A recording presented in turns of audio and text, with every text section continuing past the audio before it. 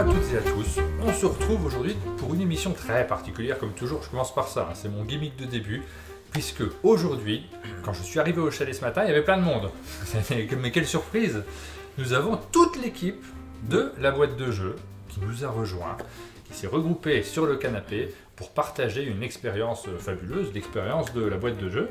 C'est pas la première fois que tu viens sur le canapé, Benoît. Sur le canapé, j'en avais fait un à l'époque de Demio avec Jérémy. Ouais. C'était dans l'autre studio. Avec C'était l'ancien l'auteur de studio, il n'y Demio. avait pas encore le chalet. Ouais. Exactement.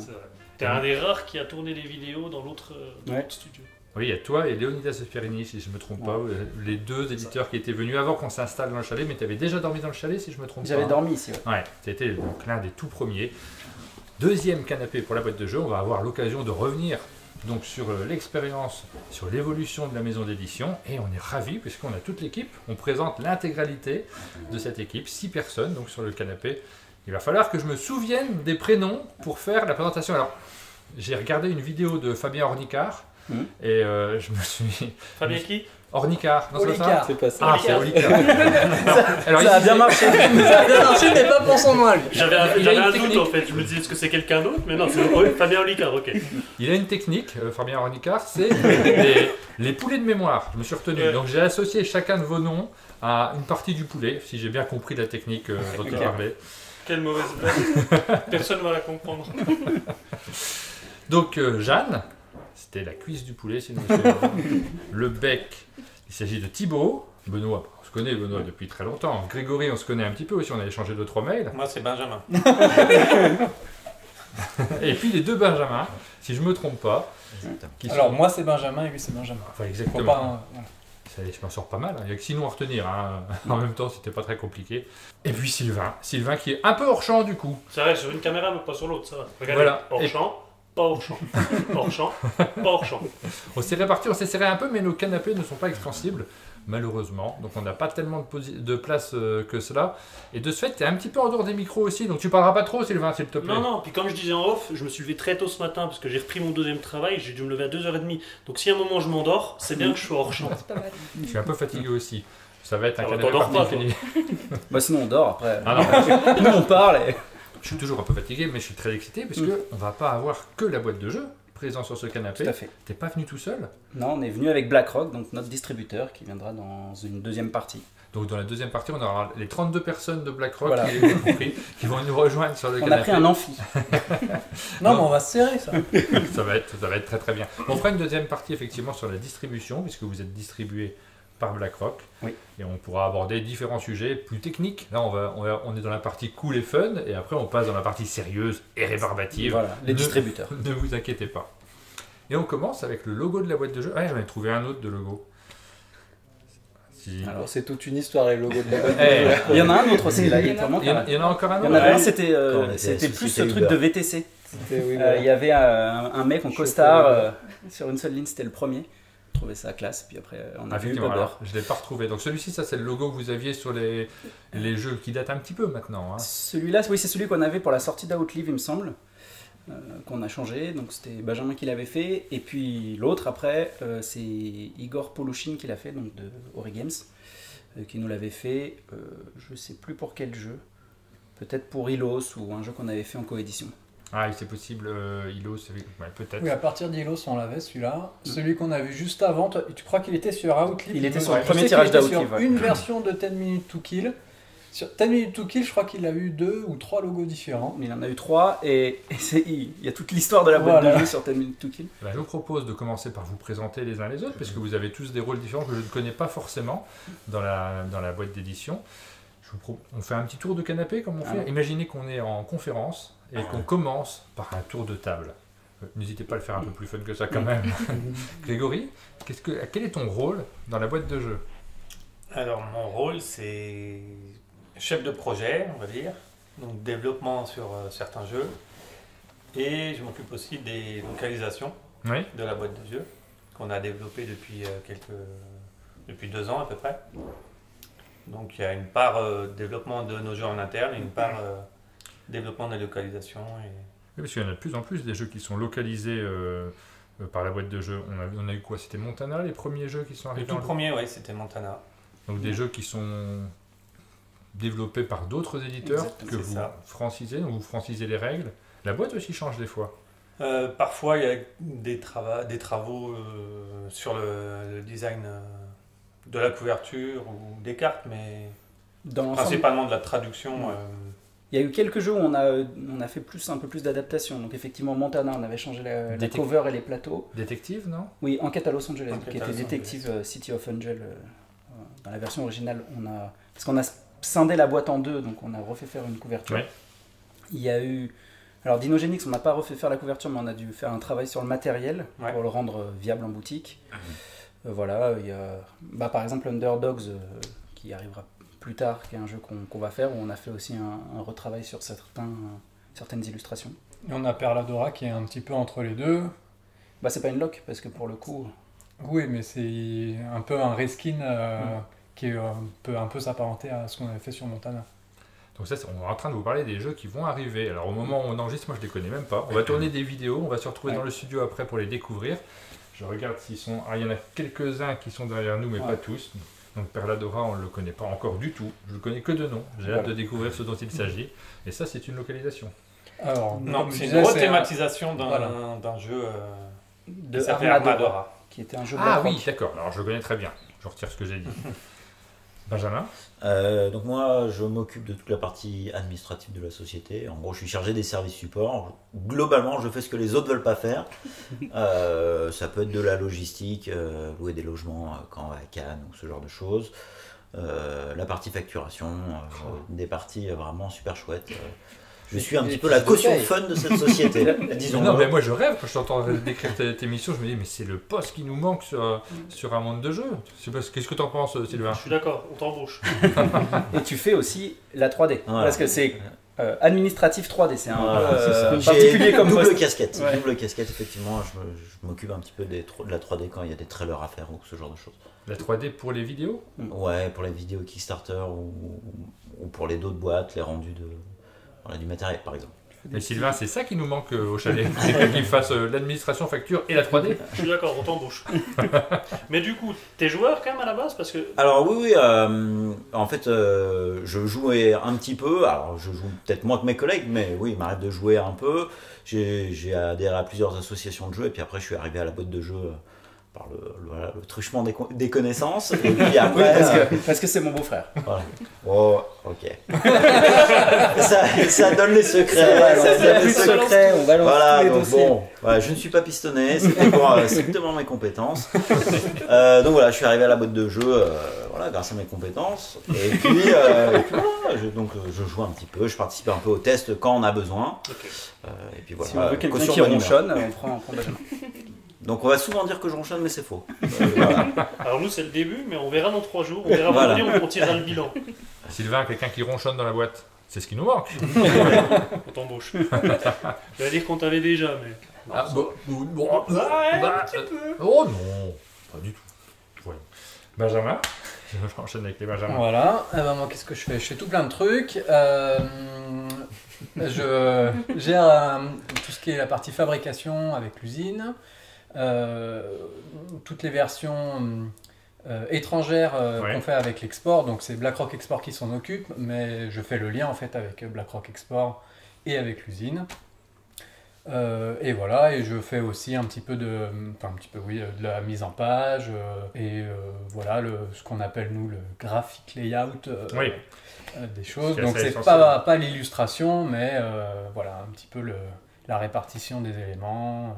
Oui, bah, c'est La mise en on en page parle des très très souvent dans nos émissions du travail graphique que l'on fait sur les jeux de société parce qu'on insiste toujours un peu abusivement sur l'illustration même. Première chose qui ressort quand on voit une boîte, mais le graphisme, la façon de l'agencer, la façon de l'organiser sur une boîte ou dans les règles, c'est un poste qui est absolument essentiel. Donc c'est toi qui t'en occupes plus particulièrement. Alors on se répartit la tâche avec Jeanne dont on en parlera tout à l'heure, mais oui en fait on a plus ou moins 2 flux à la boîte de jeu avec 2 chefs de projet et du coup un graphiste pour chaque chef de projet et ensuite du coup chaque jeu passe par ces 2 personnes. Et donc Jeanne, on va enchaîner avec toi. Tu es aussi graphiste, Oui. illustratrice un peu. Un petit peu, c'est pas officiel, mais quand même. On a le droit de montrer les images qu'on a vues sur Instagram. Ouais, voilà. Vous avez lancé donc un nouveau concept, donc c'est toi qui as fait les illustrations, c'est ça, sur Instagram, avec des petites bandes dessinées. Voilà, donc Jeanne a fait des petites bandes dessinées qu'on va essayer de sortir tous les vendredis. Alors moi j'ai trouvé ça ambitieux quand elle a dit tous les vendredis, mais pour l'instant, voilà.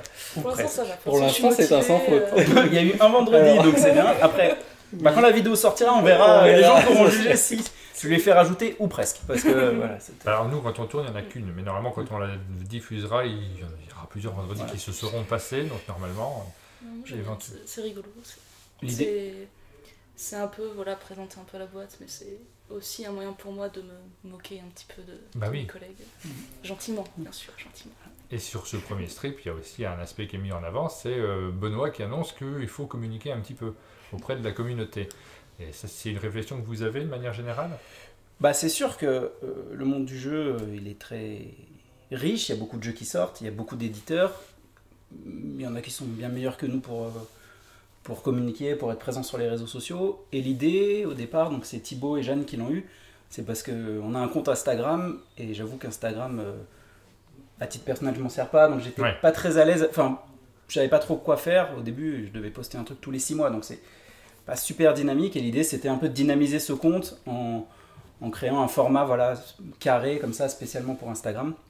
Et voilà, donc l'idée, c'est aussi de montrer un peu la façon dont on travaille, parce que les éditeurs, on voit les jeux, on voit certaines personnes qui viennent faire les vidéos, mais c'est des équipes, c'est aussi des petites réflexions, et puis c'est aussi une ambiance qu'il y a au sein de la société, quoi. Donc tu as cette volonté de montrer un peu les coulisses, Ouais, voir un petit peu que c'est pas qu'un jeu, mais que tout le travail qu'il y a derrière, toute l'ambiance qu'il y a derrière. tout à fait. Et j'ai toujours bien aimé faire ça. Dès qu'on avait commencé, à l'époque, Trick Track avait ouvert ses colonnes, on pouvait écrire des articles, c'est toujours le cas, mais c'est vrai qu'on le fait moins maintenant, nous. Et je me suis souvent saisi de cette opportunité pour parler de l'envers du décor, de choses, des fois un peu naïvement, de comment on le vivait, et puis de faire des bilans à 2-3 ans, dire bah, ça on l'a raté, ça on l'a réussi, etc. J'ai toujours trouvé que c'était intéressant pour c'est plutôt à destination des joueurs, c'est-à-dire des gens qui s'intéressent vraiment au monde du jeu de société et qui ont envie de savoir comment ça se passe vraiment, le développement d'un jeu, le travail avec un auteur ou des choses comme ça. Nous, on l'a déjà vu, notamment sur les canapés, avec des retours plutôt positifs justement des gens qui avaient entendu parler de cette boîte d'édition, mais qui ne connaissaient pas les gens intérieurs, et du coup, c'est quand même pas mal de voir un petit peu ce qui s'y passe vraiment. Donc ouais, je pense que c'est vraiment sympa comme initiative. C'est une super démarche. Pour l'anecdote, nous, on a pensé à la même. Ça fait un moment qu'on se dit il faudrait faire des petites planches pour raconter ce qui se passe au chalet. On n'a jamais réussi à trouver le temps. Donc tu te lances, Jeanne, dans quelque chose qui est ambitieux aussi, parce qu'en termes de temps, ça prend pas mal de... C'est vrai, on t'embauche. Et donc tu travailles aussi sur le graphisme. Oui, aussi, oui. Donc sur les différents jeux, tu as fait une école de graphisme spécifiquement ? Ouais. Donc tu as une vraie connaissance qui est un peu plus poussée que celle qu'on peut avoir quand on en apprend sur le tas. Mais après, du coup, moi j'apprends plus maintenant tout ce qui est autour du jeu. Oui. Parce que moi, c'est plus. Je viens du graphisme, mais le jeu en lui-même, même si ça m'intéresse moins, enfin ça m'intéressait aussi avant. Oui. Voilà, de vraiment être derrière et dans les coulisses, justement, et voir comment ça marche, c'est tout aussi intéressant. Et on termine avec Thibaut, puisque Benoît, on te connaît déjà bien, on a fait un canapé complet. Du coup, je vais pouvoir faire cette blague. Eh ben, je suis président, directeur général de la boîte de jeu. Alors moi, Thibaut, je m'occupe de quoi ? Je m'occupe de tout ce que le chargé des services support ne veut pas faire, c'est moi qui le fais en fait. Non, alors mon travail c'est chargé, relations clientèle et partenaires. Ça englobe beaucoup de choses. Je fais de la communication au sens très large du terme. Il y a toute une partie de mon travail, c'est la clientèle, donc je m'occupe du service après-vente. Et pareil, dans le service après-vente, c'est un peu large. Ça peut être répondre aux gens. On est beaucoup présent sur Kickstarter. Donc c'est moi qui réponds aux commentaires, aux messages, aux demandes diverses. Essayer d'informer la communauté, essayer de répondre à leurs questions. Sur Facebook également, on essaye de faire des posts réguliers pour parler de nous, mais voilà, comme on dit, c'est un travail permanent de trouver des manières de parler aux gens, de ce qu'on fait, d'annoncer nos projets, de l'avancement de ces projets, etc. Et donc, pareil, Facebook, répondre aux messages, voilà, quand je suis la voix de la boîte de jeu, quand vous posez des questions à la boîte de jeu, ça arrive souvent chez moi. Et l'autre partie, du coup, c'est par rapport aux partenaires. Je travaille beaucoup avec les copains de BlackRock sur la communication. Et donc là, c'est la mise en place d'outils Pour sortir un jeu, il va falloir le présenter aux boutiques en amont. Donc pour le présenter aux boutiques en amont, il faut montrer une boîte. Donc il faut que la boîte elle soit finie et que ça soit la version finale et bien propre et mise à jour. Donc du coup, j'embête mes graphistes tout le temps pour qu'ils me fournissent de la matière. Comment est-ce qu'on va présenter le jeu, donc rédiger les textes, etc. Et voilà, et après plein d'autres petites missions comme envoyer des colis. Il y a des choses à faire dans une boîte comme la boîte de jeu, effectivement. Il y a beaucoup de petites choses, voilà, c'est stimulant, on ne s'ennuie pas.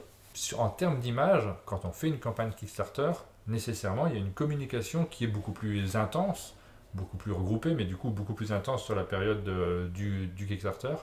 Et naturellement, on vous parle souvent, j'imagine, de ces campagnes et de l'image que ça génère chez vous, parce qu'il se trouve que vous avez plutôt une bonne image en rapport avec Kickstarter. Vous faites partie des éditeurs où on se dit « Ah, ça va, ils sont pas trop en retard, on peut plutôt leur faire confiance ». Alors, il y a eu un vrai changement à partir de Clash of Rage, où on a eu 1 an de retard. Oui. Pour moi, je me suis dit, à ce moment-là, en termes de vision d'entreprise, c'est pas possible en fait d'avoir 1 an de retard sur un projet. Ce qui n'est pas extraordinaire, 1 an de retard. Hein. On le sait très très bien chez plein d'éditeurs. Malheureusement, dû au fait du problème de transport. Tout à fait. Il y a beaucoup de retard et souvent les joueurs les comprennent malgré tout.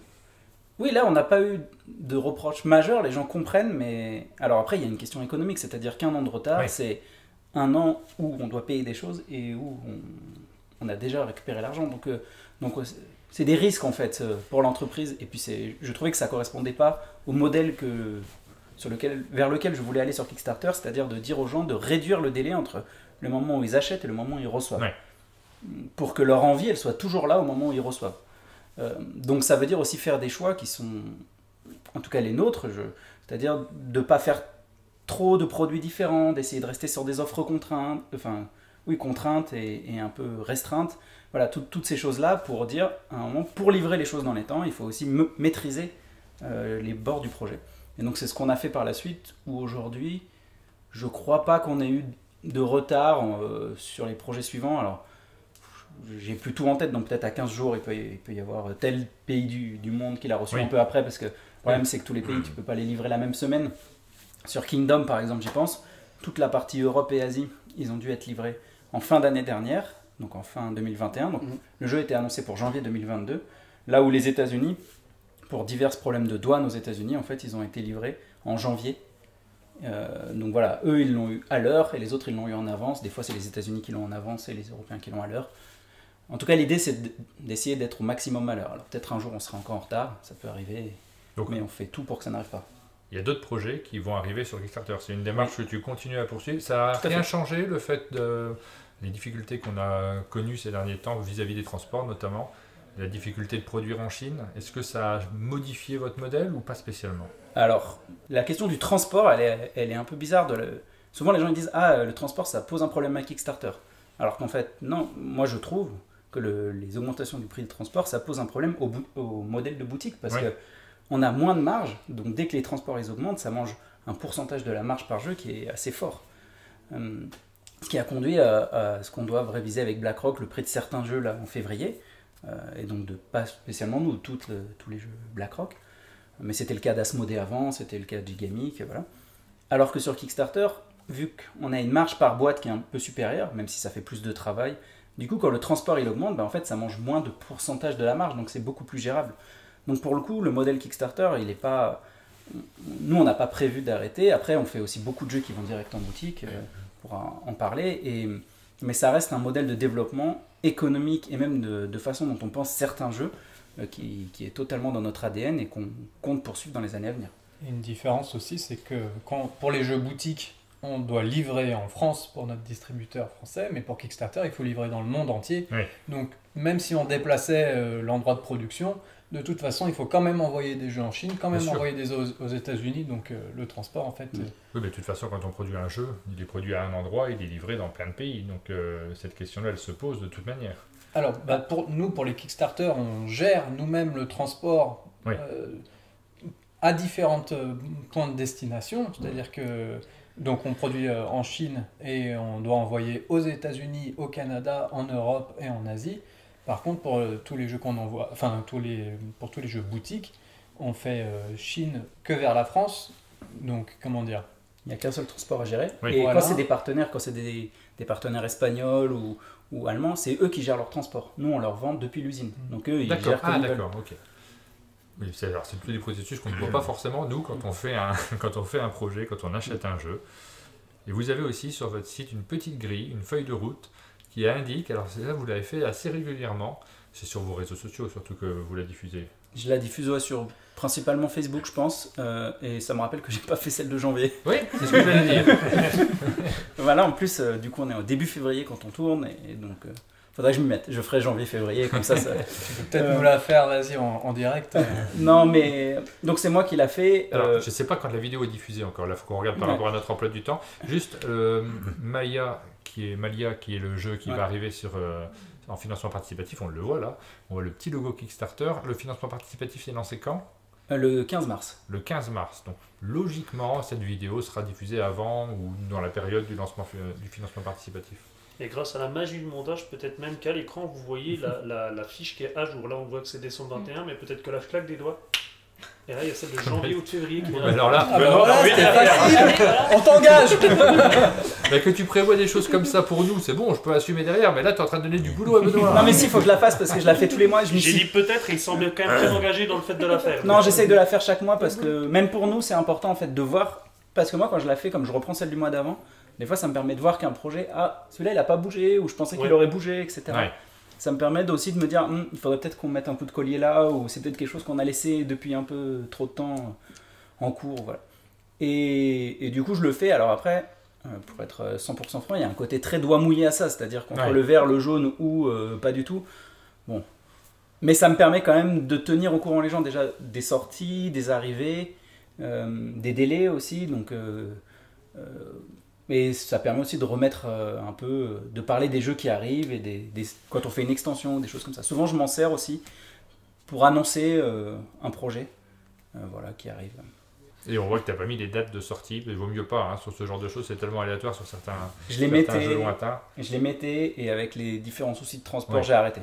Non, je pense qu'il faut, effectivement, c'est compliqué. Eh bien, on va commencer ça. On a déjà bien entamé cette vidéo. Parce que, alors ça, c'est quelque chose nous, on a l'habitude maintenant avec Sylvain, mais que nos invités ne se rendent pas compte du tout, c'est qu'on essaye de faire des vidéos sur le canapé qui n'excèdent pas trop l'heure, parce que après, ça devient compliqué, c'est dans un format vidéo. Et on se rend compte que le temps passe à une vitesse. Là, vous rendez vraiment, ça fait déjà 3 heures. Je vais vous dire depuis combien de temps on a commencé l'enregistrement, vous allez être surpris. C'est le moment où on va lancer notre petit jeu habituel avec nos petites enveloppes qu'on va vous distribuer. Vous allez avoir l'occasion de choisir des jeux sur des critères. Et pour chaque critère, vous allez choisir un jeu en particulier que vous allez trouver dans l'enveloppe. Sylvain, si tu veux bien passer les enveloppes à nos invités. On a 3 critères. Vous allez choisir un jeu qui, pour vous, mériterait ou aurait mérité de gagner l'As d'or. Un jeu sur lequel vous avez un regret. Pas forcément quelque chose de négatif. Ça peut être un jeu dont vous êtes très très satisfait, mais il y a un petit regret parce que peut-être vous auriez développé les choses autrement, peut-être vous auriez aimé un plus gros succès, je sais pas moi, tout ce qui vous passe par la tête. Nos jeux et enfin, un jeu auquel vous joueriez bien, là tout de suite, on va voir si vous avez des jeux en commun, parce que vous êtes dans la même équipe. Normalement, vous les connaissez, j'ai mis que des jeux de la boîte de jeux. Et attention, on précise, pas le droit de prendre plusieurs fois le même jeu. Vous avez choisi un jeu en As d'or, vous pouvez pas le choisir en regret, c'est bizarre. Je les ai pas tous mis d'ailleurs, j'ai mis essentiellement les jeux qui sont toujours disponibles. On va commencer par l'As d'or, le jeu qui, d'après vous, mériterait de gagner l'As d'or tellement il est formidable. Vous pouvez nous montrer à la caméra quel jeu vous avez choisi. On va faire un petit tour de table. Oh là là. Alors on a au creux de ta main, on a It's a Wonderful World, au creux de ta main, au creux de ta main, au creux de ta main et Outlive. Donc on a 2 Outlive, un Outlive et 4 au creux de ta main. Et un Wonderful World. On va commencer par le It's a Wonderful World, Benjamin. Moi, il a été nominé l'année de sa sortie, du coup c'était vraiment super chouette. Ouais.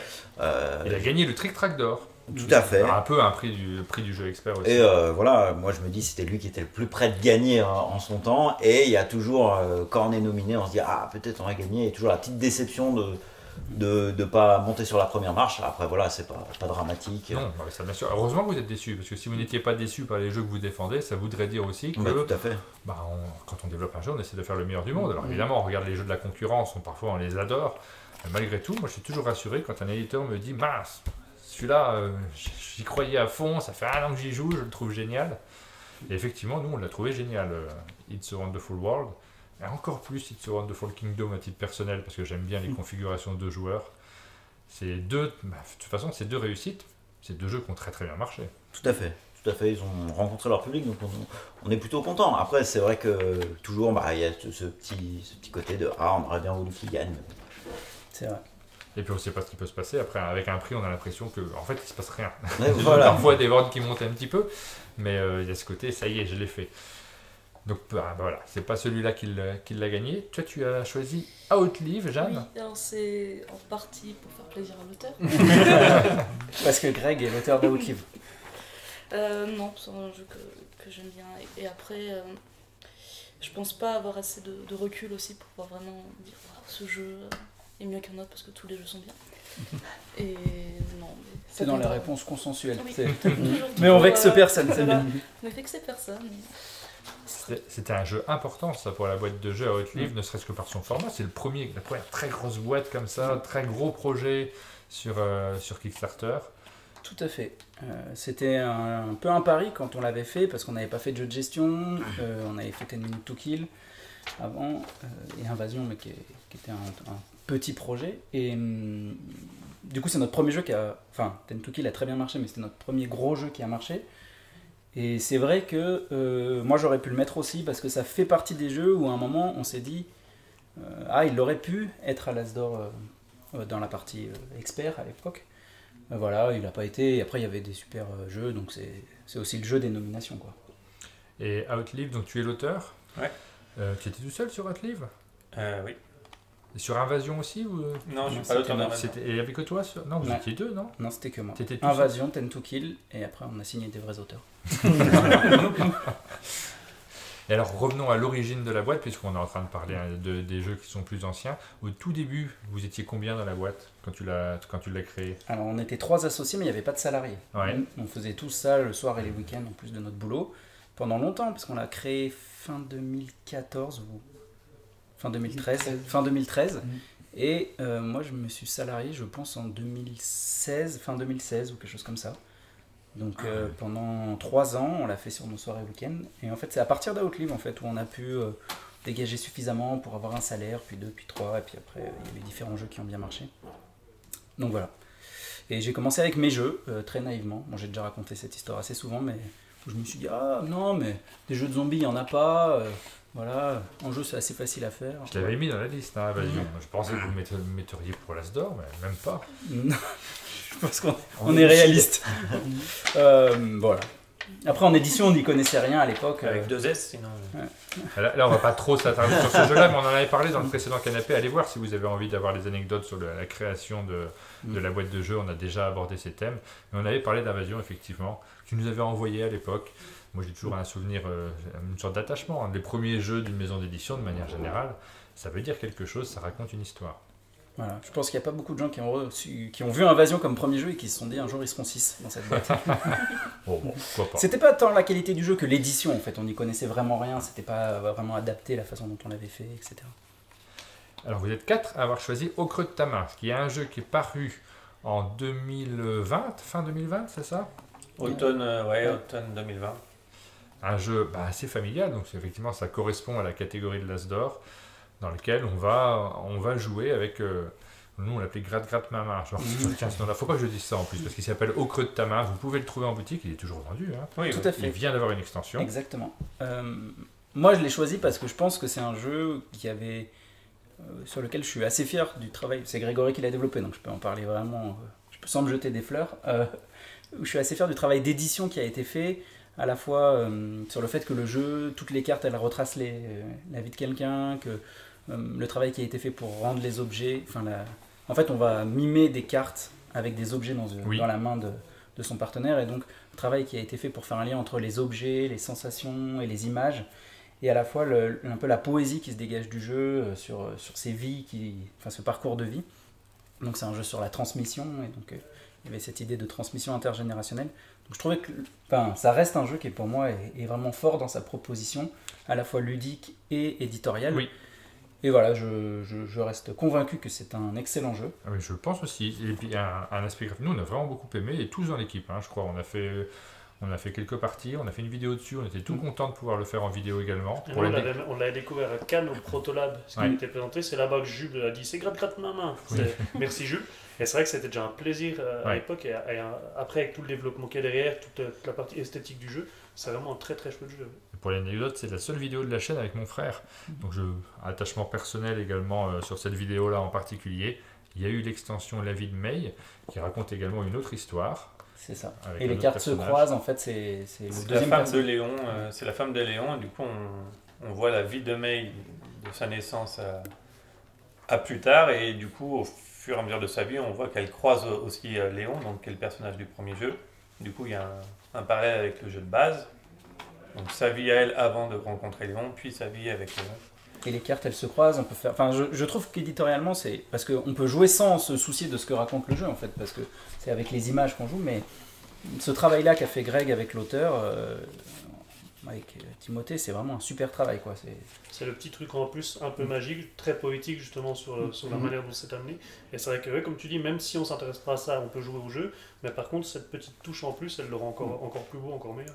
Tout à fait. Et insistons sur le fait que ça fait pas partie, effectivement, comme tu le dis, de la mécanique centrale. En fait, c'est vraiment un jeu familial très simple, dans lequel on va jouer en gratouillant dans la main des uns et des On va autres avec deviner différents des cartes objets. à l'aide d'objets qu'on va Voilà. frotter dans la main. Mais voilà, tout le travail qui est fait autour de l'édition, ça fait partie du plaisir de jeu. Je ne sais pas si vous vouliez rajouter des éléments sur ce jeu en particulier. Alors c'est vrai qu'on dit gratte ma main, et il n'est pas sorti à la meilleure époque avec parce que- tout le problème du Covid.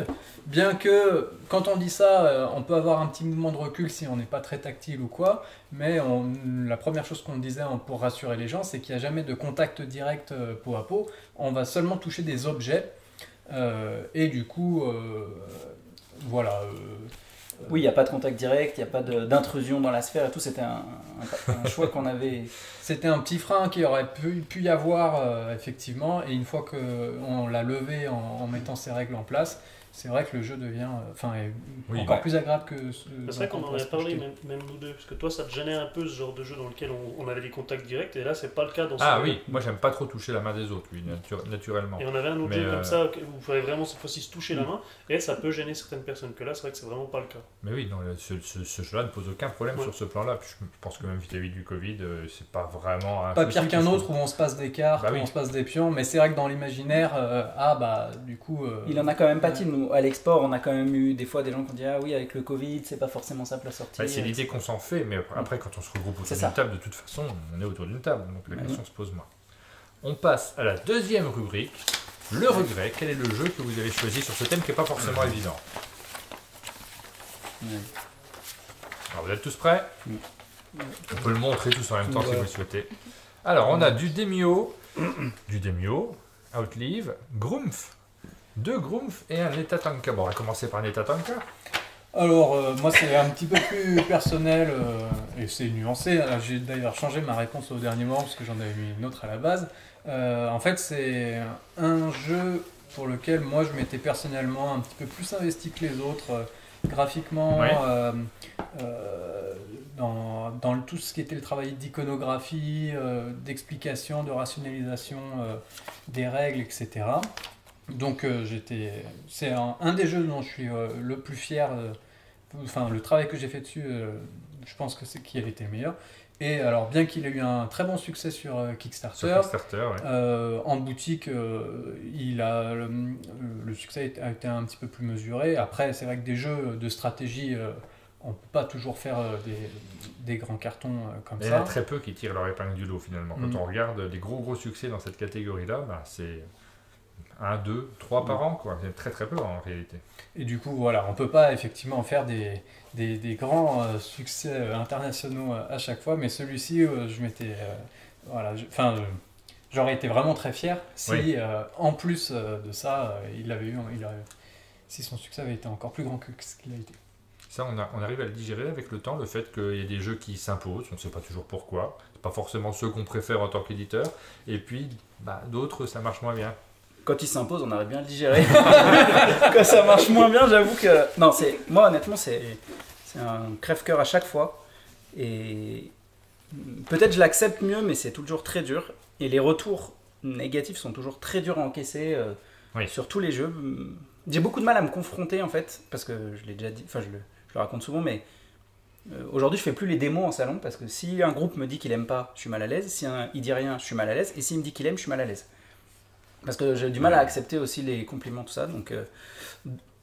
mais les jeux qui marchent pas, c'est dur, parce qu'en fait, c'est dur aussi, moi, pour l'auteur, parce qu'on a travaillé longtemps avec lui, on a cru au jeu, on s'est tous donné les moyens que ça réussisse, et puis des fois, ça prend pas, et il n'y a pas de raison, enfin, il y a plein de raisons, en fait, et c'est toujours dur quand un auteur, il avait beaucoup espéré, et que ça prend pas, ou que ça prend pas comme il s'y attendait. Donc voilà, pour nous, pour lui, je ne sais pas si on s'y habitue avec le temps, je pense que... C'est des profils qui sont complètement différents selon les personnes. Et pour l'anecdote, ce que tu dis est vrai, parce que j'ai un souvenir en festival de t'avoir croisé, et je sais pas, j'ai dû te dire que j'aimais bien ce que tu faisais de manière générale, que j'appréciais beaucoup, t'as pas réagi quasiment. Il est parti en courant. non, Benoît n'a pas réagi du tout, et je l'ai très bien pris parce que je réagis exactement de la même façon. Quand les gens font des... J'ai déjà eu des remarques en festival de bande dessinée, d'être avec des auteurs qui me disent « mais tu devrais dire merci aux gens qui te disent bravo pour ce que tu fais ». C'est pas forcément facile à accepter pour tout le monde. Et donc je me suis reconnu quand on était les deux en train de discuter avec un air taciturne tous les deux. C'est bon là, il se passe quelque chose de fort. C'est bien ce que tu fais. C'est bon. Mais j'ai vachement progressé moi. Maintenant j'essaye de montrer que je suis joyeux. J'ai un faux rire. C'est marrant, truc, parce que quand tu le sors, tu le fais chaque fois que je... chaque fois que je fais une blague, c'est ce rire-là que j'entends. Moi. Alors. Vous savez maintenant. T'es bien habillé aujourd'hui d'ailleurs. Merci. Mais là ça marche pas là. Je suis déjà joyeux de base. Il y J'ai a pas déjà dormi. un bon merci, ça va. Mais non, c'est très dur. Après, ça fait plaisir en fait, mais sur le coup, je ne sais pas réagir à ça. Oui, de toute façon on n'est pas entraîné. Et puis faut savoir s'exprimer ou savoir accepter les réactions des autres, qu'elles soient positives ou négatives, c'est un entraînement. C'est un apprentissage aussi. C'est pour ça que je remercie le jury de l'Asdor de ne jamais nous l'avoir donné. Parce que ça m'a évité de... En fait, ils aiment bien être désagréables, hein, donc fais gaffe. Fais gaffe à ce qui va arriver par l'avenir. On a d'autres jeux, on a du Grumpf. Ouais, moi j'ai aimé Grumpf aussi. Grumpf, moi j'aimais bien le jeu, j'aimais beaucoup le jeu et j'ai joué au proto, peut-être même fait tourner le proto à l'époque beaucoup autour de moi. Je trouvais que c'était mignon, il y avait des petits animaux, fallait jouer vite, c'était accessible. Ça n'a pas marché. Vous aurez du mal à le trouver à la hein, hauteur maintenant. De mes espérances. On l'a bien vendu quand ils l'ont donné sur Philibert. Voilà. Quand ils le vendaient quasi pour rien, là il est parti en flèche. Parce que moi dans ma tête ça allait remplacer tous les hits du genre un peu jeu d'ambiance, un peu speed, enfin voilà. Mais ça fait partie des jeux où on y a beaucoup cru, parce que le prototype, sur Salon, les gens voulaient acheter le prototype. Ouais, donc sur vraiment, Paris Ludique, notamment, il a gagné un prix, je le vois là. Il avait gagné un truc à Paris Ludique, enfin, on l'avait montré sur 2-3 salons avec l'auteur, il était venu souvent, Pierre Compin, quelqu'un de vraiment très sympa, et on y croyait vraiment. Et ça n'a pas pris, ça n'a pas bien marché du tout, Grumpf. Et effectivement, ça fait partie des déceptions, et ça fait partie des choses où tu y crois avec l'auteur, même avec BlackRock, c'était des jeux... Voilà, on avait travaillé ensemble et puis ça n'a pas pris. Même raison. Ouais, c'est ça. Le principal truc, c'est qu'on met un peu tout le temps la même énergie dans un jeu, parce que comme le dit Benoît, on y croit, etc. Et des fois ça marche, des fois ça marche pas. Et c'est vrai que c'est un petit peu frustrant quand on y a mis la même énergie, qu'on y a mis la même énergie. On va la couper celle-là. Au milieu de la phrase, c'est dur à couper. Non, voilà, quand on y met la même énergie, c'est difficile de... J'y avais mis la même énergie en gros. Voilà, moi globalement, surtout que j'étais même pas dans la boîte à l'époque. Donc, non, voilà, c'était l'énergie triste des autres, tu avais mis la même énergie des autres. Voilà, exactement, l'énergie des autres, important. Pensez-y à l'énergie des autres. Non, mais c'est vrai que oui. Ça fait longtemps qu'on n'a pas joué. Et j'aime bien cette séquence parce qu'on ressort des jeux auxquels on n'a pas joué. Puis tu vois, je me rappelle plus trop de la mécanique de Grumpf. Le meilleur moyen, comme pas mal de gens. C'est très simple hein, comme jeu. C'était une histoire de. Alors, on va pas l'expliquer là, ça sera maintenant, quand je le pitch, si tu veux, je comprends pourquoi il a pas marché. C'est-à-dire que si je dois te le pitcher, je te dis observation, rapidité, calcul mental. Ah oui, c'est ça, on retournait des pions, puis il fallait vite dire. Tu sens que voilà, déjà il part avec pas mal de handicap, mais. Pourtant, moi je pense. Non, mais c'était vraiment fun, c'était vraiment rigolo. Effectivement, quand on dit ça, on a l'impression que c'est sérieux. Moi, j'ai le souvenir d'un jeu rigolo. C'était frénétique en fait, et les jeux frénétiques, c'est toujours compliqué commercialement. On a du Demio qui n'a strictement rien à voir, qui n'est pas frénétique du tout. Vous avez un regret sur Demio, Jeanne? Oui. Du coup, moi, quand je suis arrivée à la boîte de jeux, on m'a gentiment donné quelques petites boîtes de jeux qui étaient déjà faits et tout, et j'avoue que Demio me faisait un peu de l'œil depuis Ouais. voilà, que je l'avais vu, donc j'avais envie d'y jouer et tout. Et en fait, mon frère me l'a piqué et il me l'a jamais rendu. Ah, bah, ça va. Et Ça il va m'envoie- comme il regret. m'envoie des messages de temps en temps en me disant putain, il est bien le jeu, on s'amuse trop bien, ouais. Même, c'est ma boîte. Donc je lance un appel d'ailleurs. Bah, j'en ai chers un là, il est collègues, juste là en face. S'ils veulent jouer, Donc, c'est tu- parfait. donc ton regret, c'est que ton frère te l'ait piqué et te l'ait pas rendu. Oui. Ok. Ça C'est va. une forme de regret. Ça va. stratégie, Ouais, non. Et du coup, maintenant, pour une réponse sérieuse, je pense. Greg. Moi, c'est un regret parce que La feuille est abîmée. Ouais, alors, je suis désolé, mais c'était la fin du tas, je l'ai mal coupé, je pense que mon cutter avait un problème. Demio, pour la petite histoire, c'est le jeu qui m'a plus ou moins fait arriver à la boîte de jeu. Ouais. Parce qu'on m'avait embauché à la base pour reprendre un peu ce jeu en développement. Du coup, ça a été mon premier projet à la boîte de jeu. Et l'auteur est devenu un ami à force de travailler aussi ensemble sur ce jeu. Et il y a eu beaucoup de travail. Et j'espérais que les ventes, notamment boutique, la réception en boutique, soit un peu meilleure que ce qu'elle a été. Du coup, c'est une déception que ce premier projet-là n'ait pas marché aussi bien que souhaité, aussi bien pour la boîte que pour l'auteur. Il est toujours en vente là actuellement, Demio? Mm. Après, on se rend compte aussi que c'est difficile de vendre en boutique des jeux experts Ouais, à de toute façon, oui. un tarif autour des 50 €. Bah, c'est pour ça aussi. C'est peut-être- moins, on a moins le droit à l'erreur, quoi. C'est Ouais. plus difficile de s'installer rapidement en boutique. Et oui, donc c'est un jeu que vous avez fait sur Kickstarter, donc il y a eu le Ouais. financement participatif de toute façon, et c'est pour ça aussi peut-être que ça vaut le coup d'en faire, parce que ça lui laisse une vie, une vraie Après, vie. c'est auprès pas des un joueurs. échec. Il a quand même assez bien marché sur Kickstarter. Bah oui. Il a marché. On en a On l'a mis fait dans, aussi avec des partenaires à l'étranger. dans plusieurs donc pays, oui. Il n'a pas mal marché. On aurait aimé qu'il marche encore mieux que ce que Ouais. ça a été, quoi. Parce que le travail a été assez Oui. conséquent. Oui, puis les jeux qui sortent sur Kickstarter ont aussi, souvent il y a plus de boîtes, il y a plus de matériel, il y a plus d'éléments à l'intérieur, et on imagine un développement qui est peut-être plus complexe aussi. Alors, pas forcément, hein, je dis peut-être des bêtises là. Mais sur un jeu comme ça, c'est. Après, un jeu à 50 €, de toute façon, le développement, il est lourd, il est Ouais. long. Ouais. C'est- Et toi, tu as fait bande à part, tu as rien à voir avec la première fois, avec Outlive. Oui, j'ai choisi Outlive. Alors, pas parce que le jeu est pas bon, puisque l'auteur est là, mais en fait, c'est un regret dans le sens où si on faisait Outlive aujourd'hui, je pense qu'on le porterait plus loin que ce qu'on l'a porté à l'époque, mais c'est toujours pareil, on peut pas être au même niveau de. C'est un jeu où régulièrement, en ce moment même, il remonte dans la hotness BGG parce Oui, que. parce qu'il est beaucoup aimé par les joueurs. Oui, et puis il y a un des gars de Dice Tower qui le met toujours dans son top 10 de ses meilleurs jeux de tous les temps. Donc il remonte chaque année qu'ils font cette vidéo du top 10 de tous les temps. Ah, ils le font chaque année. Ouais. Ouais. Et Oui, du parce coup, que je la vois très souvent, je me dis, bah, au bout d'un moment, ils n'ont pas fini de faire des top 10. On se demande, nous, s'il ne faudrait pas qu'on la fasse, cette vidéo-là. Mais tous les ans, ils font leur top 10 Tous de les tous ans, les. ils remettent à d'accord. jour leur. Ah, donc mais c'est le- même un top 100 Ah, c'est- des meilleurs jeux de tous les temps pour Dice Tower, pour les 4 gars de Dice Tower. Et du coup, il met dans son top 10, je sais plus à quelle position, 5ème je crois cette année, à Outlive. Donc tous les ans, il remonte dans la hotness parce qu'en fait, c'est un jeu qui a bien marché en France, honnêtement. Pour un gros jeu comme ça, et pour un petit éditeur pour ce qu'on était, ça a vraiment été des belles ventes. Mais à l'export, il a marché dans certains pays, mais on n'a pas eu tellement de reprints. Et aux États-Unis, surtout, c'est là où est mon regret.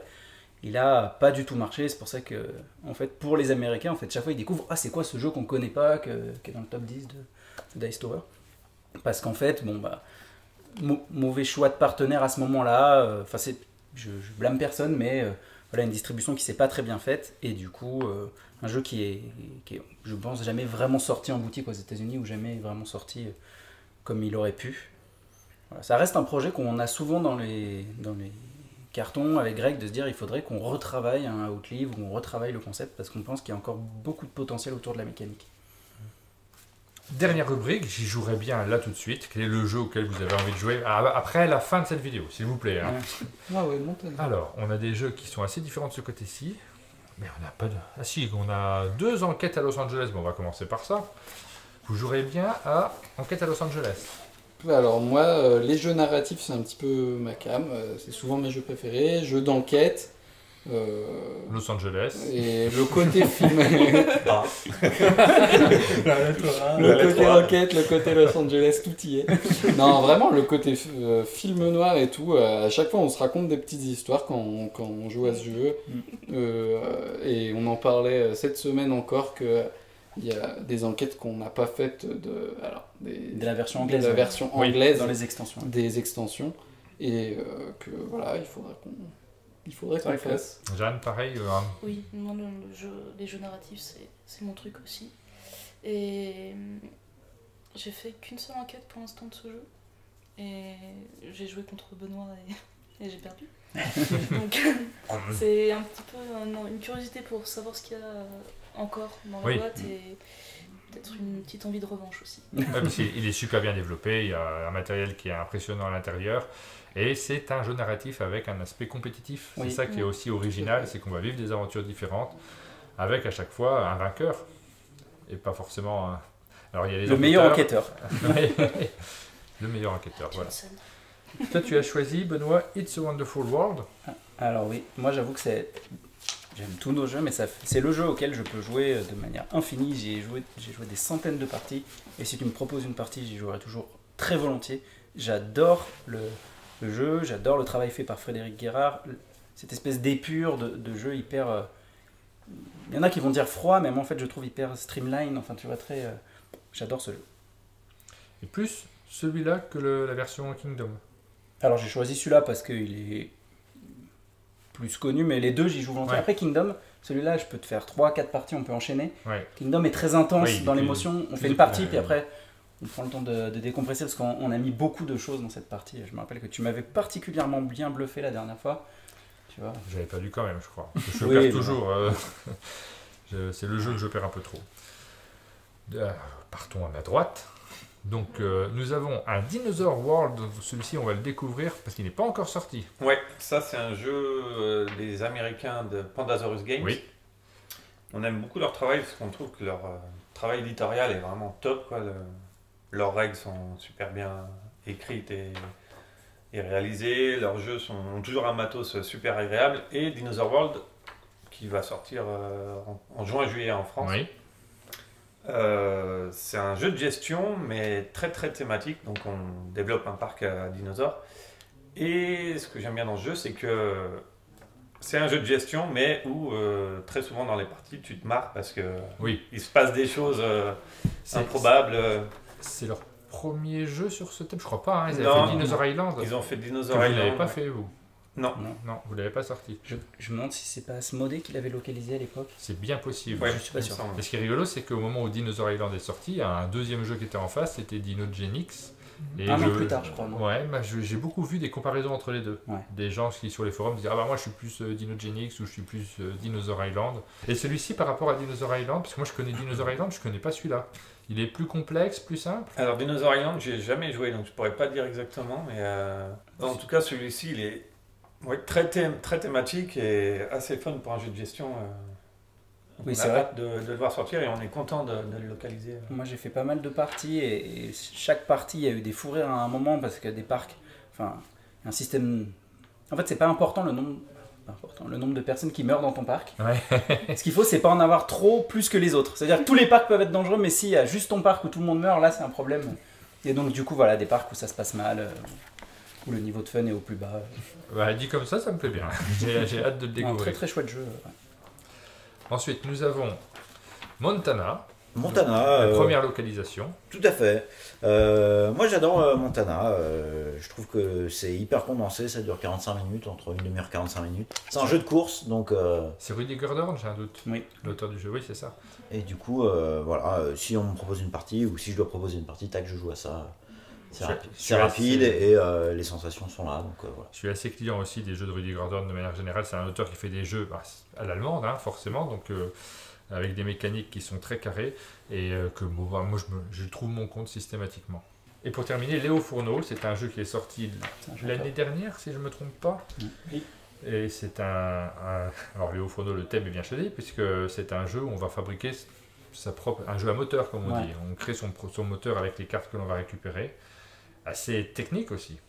Alors, technique, mais très simple. Moi, ce que j'adore, c'est que les règles sont vraiment ultra simples. Alors, toute la différence... Enfin, et du coup, c'est pas un jeu simpliste, comme tu dis. Donc, les règles sont simples et on peut quand même bien se creuser la tête pour optimiser ça aux petits oignons et aller chercher ce petit point en plus pour gagner la partie.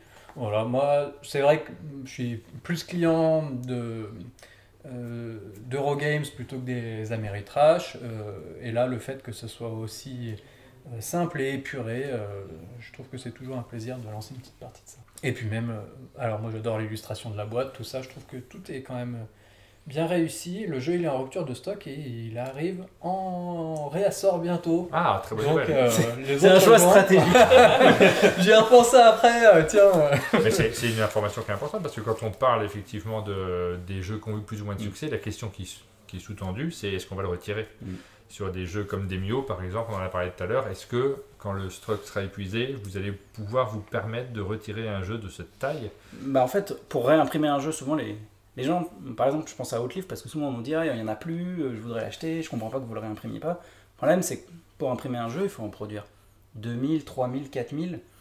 Et on peut avoir 100 demandes, ça fait beaucoup de gens qui parlent sur des forums, mais en fait, ça fait pas assez de demandes pour vendre le jeu. Ouais. Et du coup, ce qu'on regarde avec les distributeurs, c'est un peu le turnover du jeu juste avant qu'il s'éteigne. Si on vendait 20 boîtes par mois, imaginons même on arrive à en tirer 1000 c'est vraiment les minimums. Bon bah 20 boîtes par mois, il faut voir combien d'années on a devant nous. Donc 4 ans.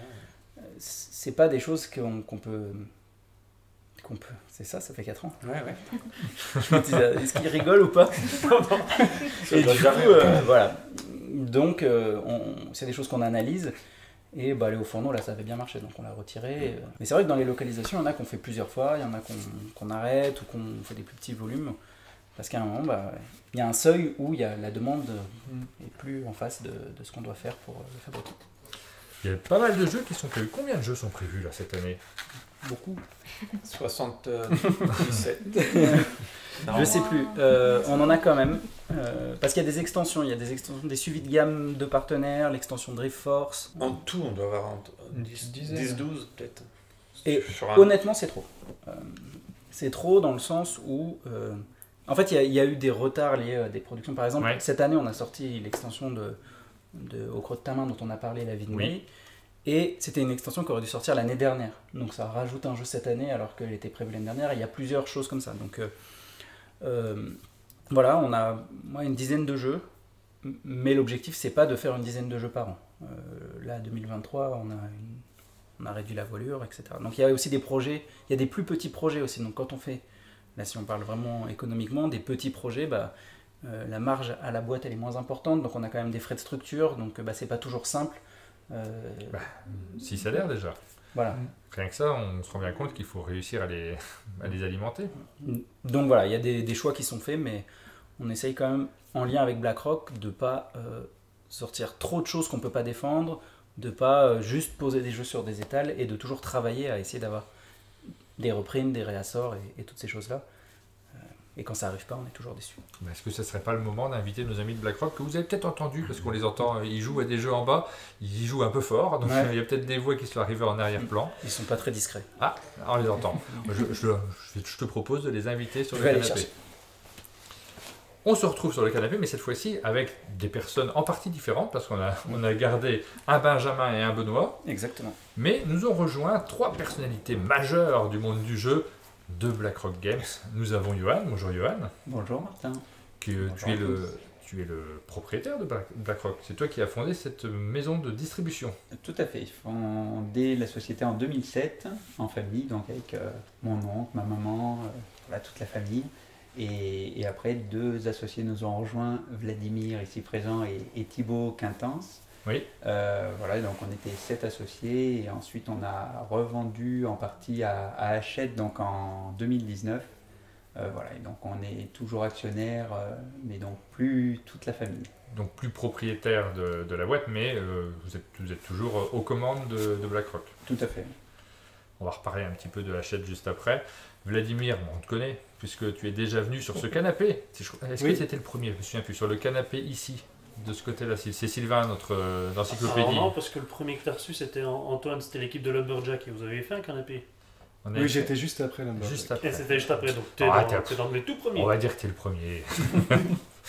Il y a eu pas mal parce que Benoît avait fait un canapé avant, mais chez moi. Je l'avais invité chez moi, on avait un éclairage et vous allez retrouver ça sur la chaîne, mais c'est pas, vous allez voir l'évolution de la chaîne Un Monde de Jeu entre les deux canapés, c'est incroyable. Moi j'ai fait le pilote.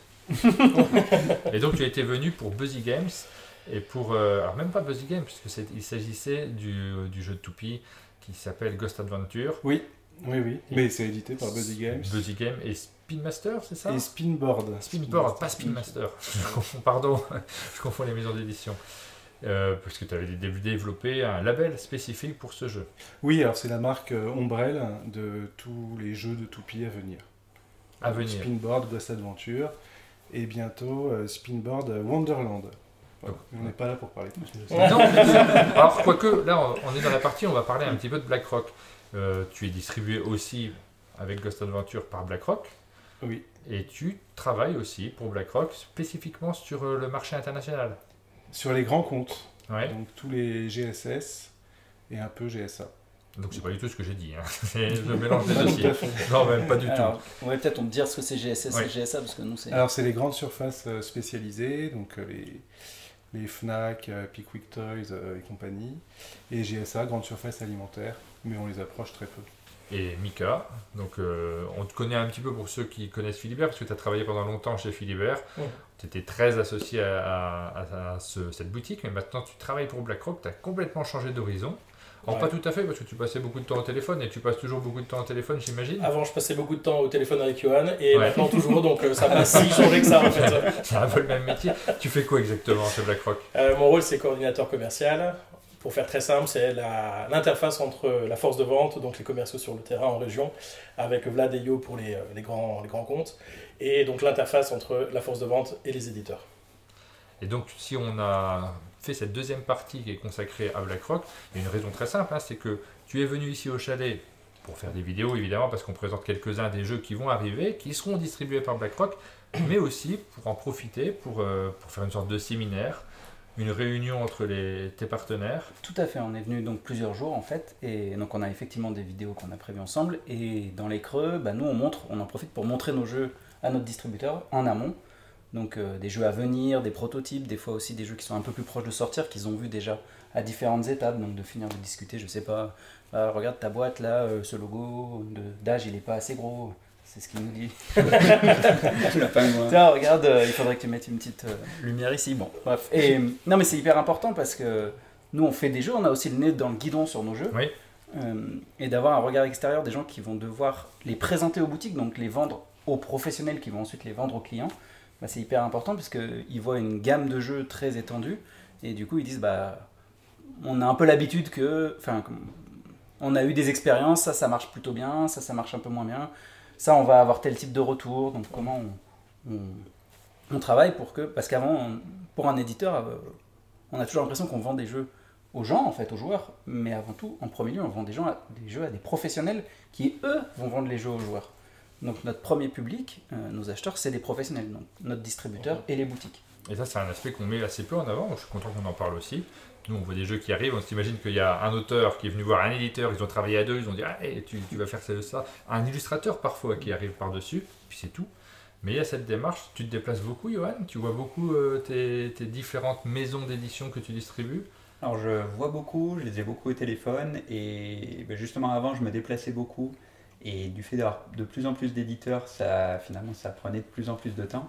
Et c'était un petit peu en ça qu'était venue l'idée du séminaire éditeur, où là on faisait venir sur un événement, sur une semaine, tous nos éditeurs pour que toute l'équipe commerciale rencontre. Que moi la problématique aussi, c'était avant je voyais, mettons Benoît ou Benjamin venaient, on se rencontrait, on voyait les jeux, mais après c'était mon avis à moi.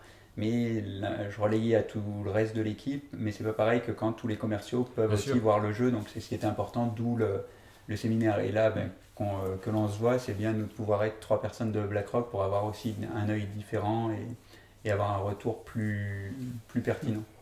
Donc là, moi j'ai pas trop vu cet après-midi, mais vous avez sorti pas mal de jeux, vous avez regardé des choses qui vont arriver ou pas peut-être? Alors, que des choses. Alors, les deux peuvent arriver, c'est-à-dire que là, en l'occurrence, on a vu que des jeux qui vont arriver et sur lesquels, là, c'était un petit peu les urgences sur lesquelles il faut qu'on donne la quantité. Parce que il y a en premier lieu se dire tiens, est-ce qu'on fait le jeu ou pas, est-ce qu'on y croit. Donc ça, sur les jeux de ce matin et d'aujourd'hui, c'est des jeux que l'on avait vus. Mais là, on était un petit peu sur la phase finale où l'édition du côté de l'éditeur est finalisée, tous les détails avec l'illustrateur, l'auteur ont été vus. Et maintenant, c'est se dire combien on en prend, quel est votre prod, nous combien on vous en achète. Et donc là, cet après-midi, c'était ces jeux-là. Ce soir, demain, ça va plutôt être des jeux qui sortent l'année prochaine. Et là, c'est pour avoir le premier aperçu un petit peu. Et il peut arriver aussi d'avoir des jeux qui ne sont pas encore signés et où l'éditeur souhaite un petit peu avoir le retour sur est-ce qu'on le signe ou pas, est-ce que le jeu vous semble pertinent. T'as raison, parce que le choix de faire un jeu, c'est toujours le choix de l'éditeur, mais on prend la température aussi, parce que si on a un projet et qu'on se dit on va en faire, je sais pas, 5000, et que le distributeur il dit ça, peut-être on en vendra 5000, mais nous on va pas s'engager sur des quantités comme ça, voilà. Il faut aussi entendre ça, parce que ils sont proches du terrain, et à un moment c'est eux qui vont devoir aller voir les boutiques pour le vendre. S'ils y croient pas au jeu, il n'y a pas de miracle, hein. Enfin, ça arrive qu'il y ait un miracle, mais c'est quand même un miracle, donc c'est assez rare. S'ils y croient pas, il y a de bonnes chances que derrière, quand les boutiques elles vont lui demander à notre distributeur est-ce que ça vaut le coup, donc je pense pas qu'ils vont dire non, mais vous avez une gamme de jeux et il y en a sur lesquels peut-être vous allez avoir un meilleur ressenti, et donc c'est important d'écouter ce que vous nous dites sur un jeu pour essayer de proposer, c'est un peu moche de dire ça, les gens ils aiment pas, mais le produit commercial le plus adapté à l'attente des joueurs en fait. Et c'est une remontée que vous avez aussi des boutiques, et donc en fait c'est des informations qui remontent du terrain et qu'on doit écouter en tant qu'éditeur. Et du coup, là, il y a un petit stress quand tu présentes un jeu. T'espères Ouais. qu'on te dise j'espère qu'ils vont en prendre 20 000, ou est-ce qu'il peut y avoir l'inverse? Ça, c'est une vraie question, mais est-ce que ça peut arriver qu'on te dit celui-là, j'y crois à fond, je vais en prendre 20 000, et que du coup, ça te stresse parce qu'il faut les vendre derrière? Il faut réussir à avoir le succès autour de la commande aussi du distributeur. Petit à petit, on a différentes expériences. Moi, maintenant, j'essaye de... Peut-être que la Croc sera pas d'accord avec ça, mais j'essaye de ne pas pousser des volumes trop élevés, parce que je préfère que tout le monde se dise ok, on a vendu tout notre stock et on ne voit pas tous les jours 5 palettes qui dorment dans l'entrepôt depuis 6 mois.